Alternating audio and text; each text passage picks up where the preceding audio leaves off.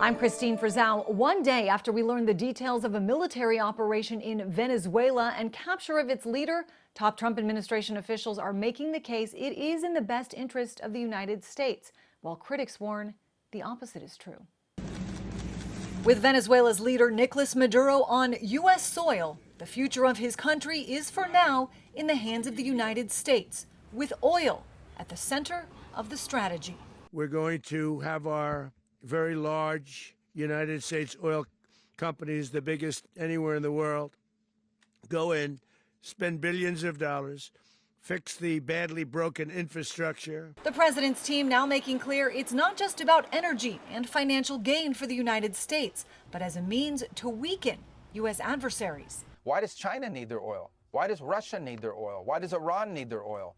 They're not even in this continent. This is the Western Hemisphere. This is where we live. And we're not going to allow the Western Hemisphere to be a base of operation for adversaries, competitors, and rivals of the United States. Other supporters touting the operation as a national security win, given Venezuela's proximity to our country and his ties to unfriendly leaders. Venezuela invited Cuba, they've invited Nicaragua, but they also invited China and Russia and Iran and Hezbollah into our hemisphere. They've got more oil than Saudi.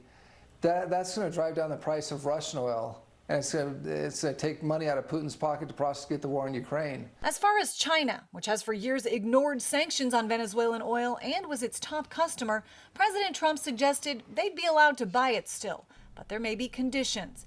Several, though, speaking out against the operation. We don't consider Venezuela our neighborhood. Our neighborhood is right here in the 50 United States, not in the Southern Hemisphere. Other critics argue President Trump is simply trying to enrich his friends with ties to Wall Street and big oil. Venezuela is not a security threat to the United States. They're not threatening to invade us. There is no terrorist group like Al-Qaeda operating there that has plans to attack the United States. China, Russia, and Iran have all been pretty tight-lipped about any sort of response to U.S. actions in Venezuela, but all three have condemned the operation and referred to it as an act of armed aggression against a sovereign country.